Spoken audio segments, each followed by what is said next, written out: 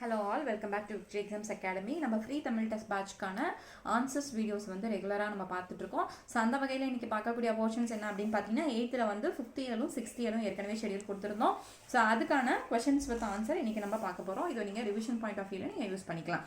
So first question வந்து என்னன்னு பார்த்தோம்னா இதில் வந்து உங்களுக்கு ஒரு 45 கொஷின்ஸ் வந்து நம்ம எடுத்திருக்கோம்.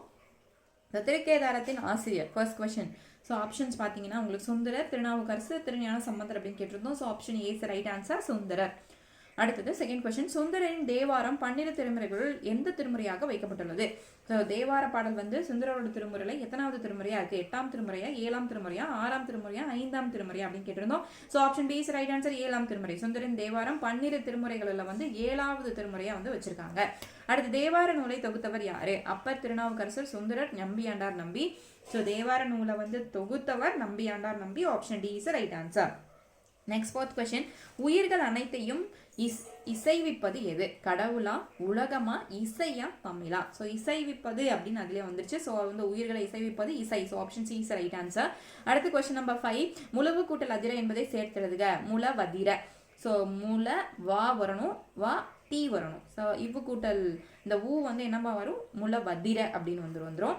அடுத்தது சுந்தரரின் திருத்தொண்ட தொகையை முன்னூலாக கொண்டு பெரிய புராணத்தை பாடியவர் யாரு? ஸோ அப்போ சுந்தரர் இயற்றிய, இது நீங்க தெளிவா கொஸ்டினை வந்து 2-3 வாட்டி வாசிச்சு பார்த்துக்கணும். ஸோ இந்த கொஸ்டின் வந்து என்ன அப்படின்னா, சுந்தரர் இயற்றிய என்ன பாடல்? திருத்தொண்ட தொகை. இதை முதல் நூலாக கொண்டு யாரு வந்து திருத்தொண்ட புராணம் வந்து எழுதியிருப்பாங்க. அந்த திருத்தொண்ட புராணத்தோட இன்னொரு பேர் தான் பெரிய புராணம். அப்போ திருத்தொண்ட புராணத்தை வந்து இயற்றியது யாரு அப்படின்னு நம்ம பார்த்தோம் அப்படின்னா அது வந்து வேற யாரும் கிடையாது, சேக்கிலார். ஸோ ஆப்ஷன் வந்து Sekkizhar is right answer. So அந்த சேக்கிலார் வந்து யாரோட நூலை அடிப்படையாக கொண்டு திருத்தொண்ட புராணம் பெரிய புராணத்தை இயற்றினார் அப்படின்னு பார்த்தா சுந்தரரோட திருத்தொண்ட தொகையை அடிப்படையாக கொண்டு தான் திருத்தொண்ட அதே பேர்லேயே வந்து எழுதியிருப்பாரு, திருத்தொண்ட புராணம். லேட்டரா அதை நம்ம பெரிய புராணம் சொல்றோம். So option B is right answer, Sekkizhar. அடுத்தது 7th கொஸ்டின், பண்ணின் தமிழ் இசைப்பாடலின் பலவை முழவு அதிர என்னும் பாடல் இடம்பெற்றுள்ள நூல் எந்த நூல் இடம்பெற்றிருக்கு? கலித்தொகை, புறநானூறு, திருத்தொண்ட புராணம், திருக்கோதாரம். ஸோ அப்படி பார்த்தோம்னா நம்மளுக்கு ஆப்ஷன் வந்து D is right answer, Thirukedaram is right answer, Thirukedaram. So திருக்கேதாரத்தோட ஆசிரியர் சுந்தரர். ஸோ அப்போ இந்த பாடல் இடம்பெற்றுள்ள நூல் வந்து திருக்கேதாரம். அடுத்து பலவை என்பதன் பொருள் என்ன? பழமா, யானையா, முதிர்ந்த மூங்கிலா, இசையா? So option C is right answer. பலவை அப்படின்னா ஆன்சர் வந்து உங்களுக்கு முதிர்ந்த மூங்கில். அடுத்து கலித்தொகை எந்த நூல்களில் ஒன்று? எட்டுத்தொகை, 10 பாட்டு, புறநானூறு. ஸோ கலித்தொகை எந்த நூல்ல ஒன்று? எட்டுத்தொகை நூல்ல ஒன்று தான் இந்த கலித்தொகை. அடுத்து கலித்தொகையில் உள்ள பாடல்களின் எண்ணிக்கை 100 பாடல் இருக்கா, 200 இருக்கா, 180 அது 150 அப்படின்னு கேட்டிருந்தோம். So option D is right answer, 150. அடுத்து பாலை திணையின் ஆசிரியர் யாரு? நல்லந்துவனாரா, இளநாகனாரா, கபிலரா, காடுங்கோவா அப்படின்னு வந்து ஆப்ஷன்ஸ் கேட்டிருந்தோம். ஸோ 11th கொஸ்டினுக்கு டி இஸ் ரைட் ஆன்சர், பெருங்காடுகோ. இப்போ நம்ம வந்து இதில் பார்க்க வேண்டியது என்ன அப்படின்னா இதில் ஒவ்வொரு திணையோட ஆசிரியரும் நம்ம பார்த்துக்கணும். ஸோ குறிஞ்சி திணை கபிலர் நம்மளுக்கு தெரியும். முல்லையோட ஆசிரியர் நீங்கள் பக்கத்துலேயே ஹிண்ட்ஸ் எடுத்துக்கோங்க. ஸோ முல்லையோட ஆசிரியர் வந்து சோழன் நல்லுருத்திரன். அதே போல் வந்து மருதத்தோட ஆசிரியர் வந்து மருதன் இளநாகனார். நெய்தல் வந்து நல்லந்துவனார். பாலை வந்து கடுங்கோ. சரிங்களா? ஸோ இதுதான் வந்து அவங்களோட ஆசிரியர். இந்த ஆசிரியர் பேரை நம்ம தெரிஞ்சு வச்சுக்கணும். அடுத்தது கொஸ்டின் நம்பர் 12,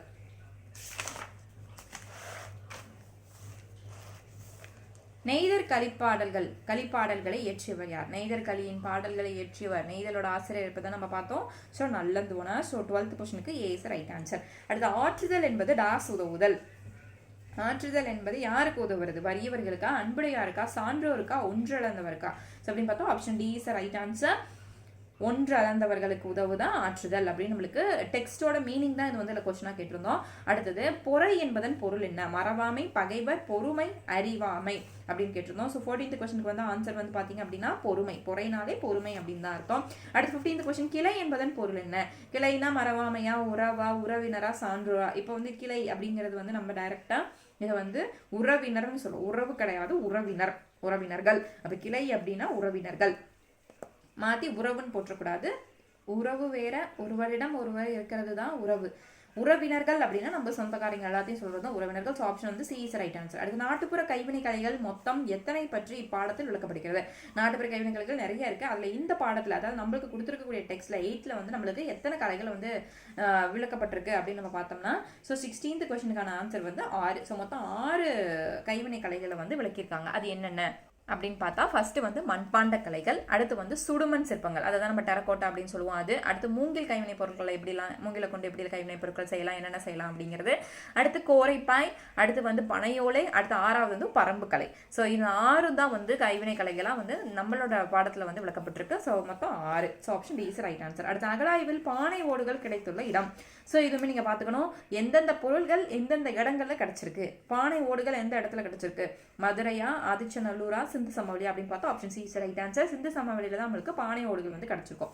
அதே போல சுடுமண் பொருட்கள் கிடைத்த இடம், டெரக்கோட்டான்னு சொல்லக்கூடிய அந்த சுடுமண் பொருட்கள் எந்தெந்த இடத்துல கிடைச்சிருக்கு? Keezhadi, Adichanallur, Madurai, both A and C. இதுல நீங்க பாத்தீங்க அப்படின்னா கீழடின்னு டேரக்டா இருக்கும். அந்த கீழடிங்கிற ஊர் எங்க இருக்கு? மதுரையில தான் இருக்கு. அப்ப மதுரை, கீழடி ரெண்டுமே ரைட் ஆன்சர்ஸ் தான். அந்த both ANC is right answer. நம்ம டைரக்டா பார்த்ததும் புக்கில் நம்ம கீழடி தானே படித்தோம். அப்போ கீழடி போடும். கீழடி வந்து எந்த மாவட்டத்தை சேர்ந்ததுன்னா மதுரை மாவட்டத்தை சேர்ந்தது. ஸோ அப்போ வந்து மதுரையும் அதுக்கு ஆன்சர் வரும். ஸோ இப்போ ஏஎன்சி இஸ் ரைட் ஆன்சர். அடுத்தது சுடுமண் சிற்பக்கலை டெரக்கோட்டா அதிகம் காணப்படும் இடம்.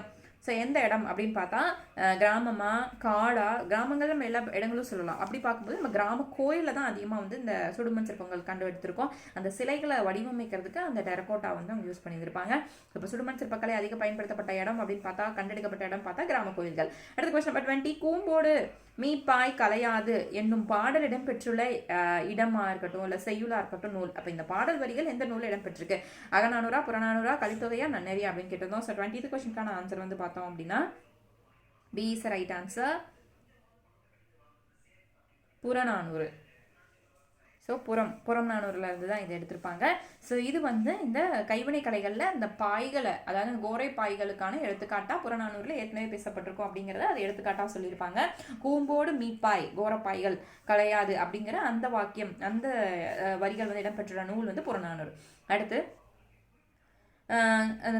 கலாமஸ் டெராங் என்ற தாவர பெயர், அதாவது தாவரவியல் கொண்ட தாவரம் எது? இந்த அதாவது சயின்டிபிக் நேம், பொட்டானிக்கல் நேம் சொல்லுவோம் இல்லையா? ஸோ அந்த தாவரியல் பெயர் கொண்ட தாவரம், இந்த பெயரை கொண்ட தாவரம் எது அப்படின்னு பார்த்தா வேம்பு, மூங்கில், பிரம்பு, முருங்கை அப்படின்னு ஆப்ஷன்ஸ் வருது. 21க்கு பார்த்தீங்கன்னா உங்களுக்கான ஆப்ஷன் சி, பிரம்பு இஸ் ரைட் ஆன்சர். பிரம்போட தாவரவியல் பெயர் தான் வந்து தலாமஸ் டெராங்.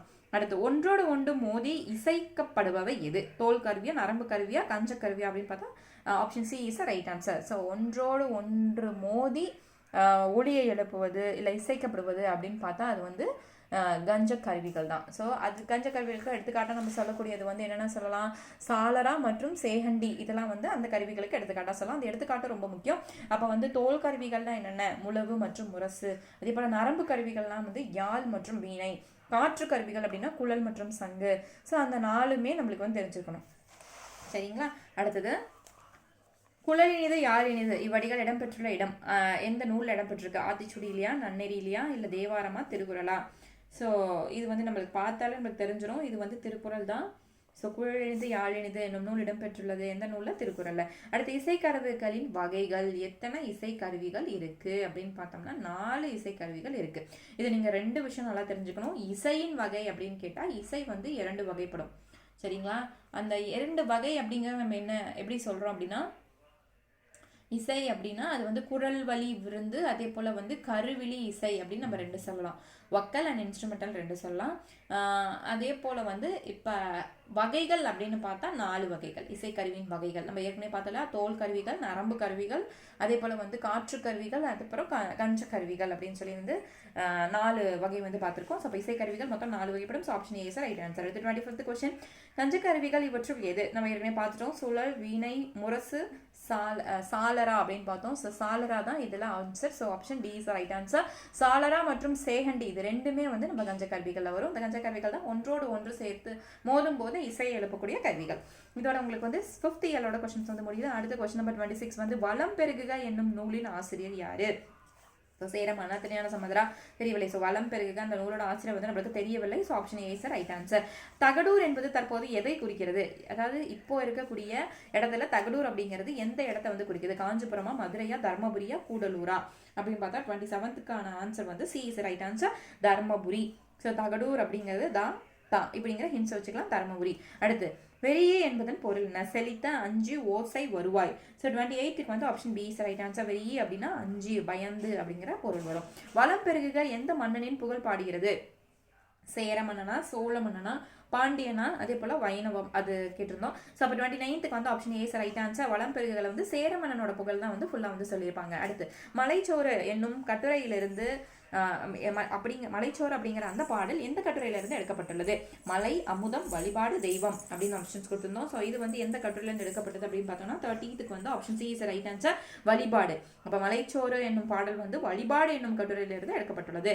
அடுத்து மலைச்சோறு நூலின் பதிப்பாசிரியர் வந்து யார் அப்படின்னு கேட்டிருந்தோம். ஸோ கௌரன், வாணிதாசன் சொல்றதான். ஸோ பார்த்தாலே உங்களுக்கு தெரிஞ்சிருக்கும். ஸோ 31 ஆன்சர் வந்து கௌரன் தான் இதோட பதிப்பாசிரியர். அடுத்து யானர் என்பதன் பொருள் என்ன? ஓசை, இன்பம், புது வருவாய், அதே போல வந்து அஞ்சு அப்படின்னு பொருள் கொடுத்திருந்தோம். ஸோ யானர் அப்படின்னா இது வந்து புது வருவாய். நீங்க வந்து இது பாணரையும் யானரையும் கன்ஃபியூஸ் பண்ணிக்கூடாது. பாணர் அப்படிங்கிறவங்க வந்து இசைக்கருவிகளை கொண்டு இசைப்பாடுவன் பாணர் அப்படின்னு சொல்லுவோம். இந்த யானர் அப்படிங்கிறதுக்கான பொருள் வந்து புது வருவாய் மிக்கிறத வந்து யானர் அப்படின்னு சொல்லுவோம். அடுத்த கொஸ்டின் நம்பர் 33, தகடூர் யாத்திரை பாடல்கள் எந்த தொகுப்பு நூலில் கிடைக்கிறது? ஸோ அகத்திரட்டா, இல்லை வந்து புது வருவாய் திரட்டா, இல்லை புறத்திரட்டா அப்படின்னு கேட்டிருந்தோம். ஸோ 33க்கான ஆன்சர் வந்து option C is right answer, Purathirattu. So Thagadur Yathirai பாடல்கள் எந்த தொகுப்புல இருந்து எடுக்கப்பட்டிருக்கு அப்படின்னா புறத்திரட்டுல இருந்து எடுக்கப்பட்டிருக்கு. அடுத்து அக்களத்து என்பதை பிரித்தெழுதுக. ஸோ அக்களத்தை வந்து இந்த இக்க மட்டும் வராது, கூட்டல் களத்து அப்படிங்கிறத இதோட பிரித்தெழுதுக்கூடிய ஆன்சர். அடுத்த கொஸ்டின் நம்பர் 35, கோட்டத்தில் தம்பி ஊன்றிய எல்லாம் டாஸ் முளைத்தது. தம்பி எதெல்லாம் ஊன்றிருக்காரு? செடியா, விதையா, வித்துக்களா, கன்றுகளா அப்படின்னு கேட்டிருந்தோம்.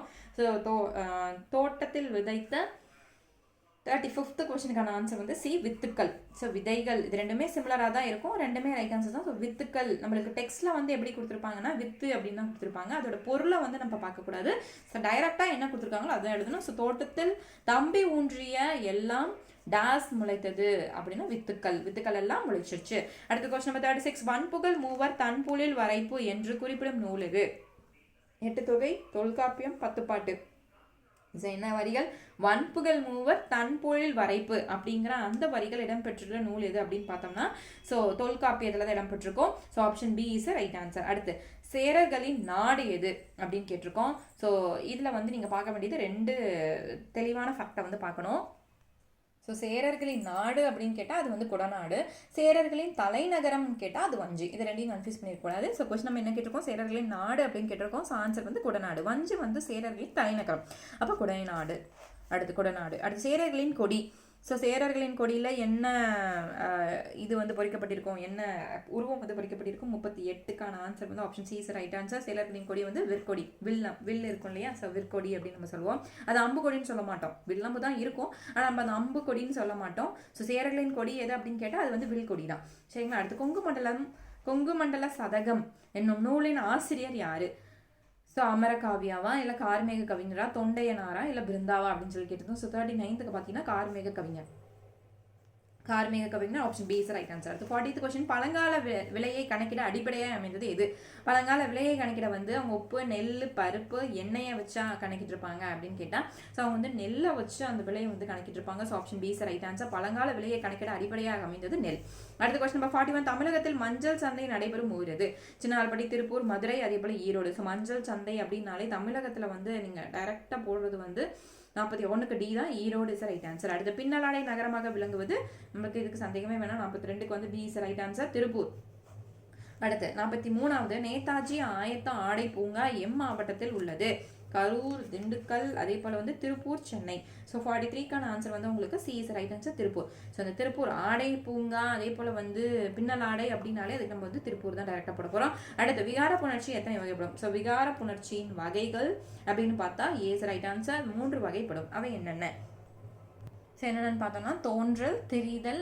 தோன்றல், 2வது வந்து கெடுதல், 3வது தான் தெரிதல். ஸோ ஒரு எழுத்து தோன்றும், புதுசாக ஒரு எழுத்து தோன்றும், அது தோன்றல். கெடுதல் அப்படின்னா ஏற்கனவே இருக்கிற எழுத்து கெட்டு வேறு எழுத்தா மாறும். திரிதல் அப்படின்னா ஒரு எழுத்து இன்னொரு எழுத்தா மாறுறது, கெடுதல் அடுத்தது வரதான் தெரிதல். அப்போ இந்த 3 வகையை நம்ம விகார புணர்ச்சி வந்து சொல்லலாம். அடுத்து 45th கொஸ்டின், வஞ்சி மாநகரம் என்று அழைக்கப்படும் பகுதி எது?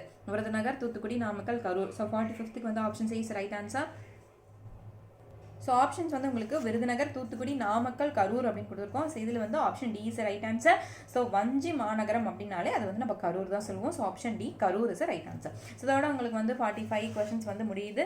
ஸோ இன்றைக்கி நம்ம பார்க்கக்கூடியது வந்து ஸ்டாண்டர்ட் 8ல் இயல் 5, 6 வந்து முடிச்சிருக்கோம். ஸோ அடுத்தது வந்து 7, 8 வந்து உங்களுக்கு அடுத்த டெஸ்ட் வந்து ஷெடியூல் ஆயிருக்கு. ஸோ அது வந்து உங்களுக்கு டெஸ்ட் நம்பர் 14. ஸோ இன்னையோட வந்து நம்ம 13 டெஸ்ட் வந்து முடிச்சிருக்கோம். ஸோ அடுத்து 14th டெஸ்ட் வந்து உங்களுக்கு 7 and 8th யூனிட் வந்து கவர் ஆகுது. அதாவது 8வதுல வந்து 7வதும் 8வது இயலும் வந்து உங்களுக்கு அடுத்த டெஸ்ட் நம்பர் 14ல் வந்து இதே போல் கொஸ்டின்ஸ் ஆன்சர் வந்து உங்களுக்கு வரும். சரிங்களா? ஸோ நீங்கள் நம்ம சேனலில் தொடர்ந்து பாருங்கள். ஸோ டெய்லி கன்சிஸ்டன்ஸாக படிங்க. அந்த கன்சிஸ்டன்சியை விட்டுறக்கூடாது. ஒரு நாள் படிக்கிறோம் அப்படின்னா அடுத்து தொடர்ந்து அதே மாதிரியே படிக்கணும். ஸோ அதே மாதிரியே டெஸ்ட்டு நீங்கள் அட்டன் பண்ணி பார்க்கணும். டெஸ்ட் அட்டன் பண்ண முடியல அப்படின்னாலும் கொஸ்டின்ஸை கலெக்ட் பண்ணிக்கோங்க. ரிவிஷன் பாயிண்ட் ஆஃப் வியூக்கு அந்த பர்பஸ் இதை வந்து யூஸ் பண்ணிக்கோங்க. ஸோ தொடர்ந்து இதே போல் நிறைய வீடியோஸ் வந்து நம்ம சேனலில் ஜிஎஸ் அண்ட் மேக்ஸ்க்கும் போட்டுட்ருக்கோம். ஸோ அதையுமே ரெகுலராக பாருங்கள், ஃபாலோ பண்ணுங்கள். டவுட்ஸ் இருந்தால் கீழே கமெண்ட் பண்ணுங்கள்.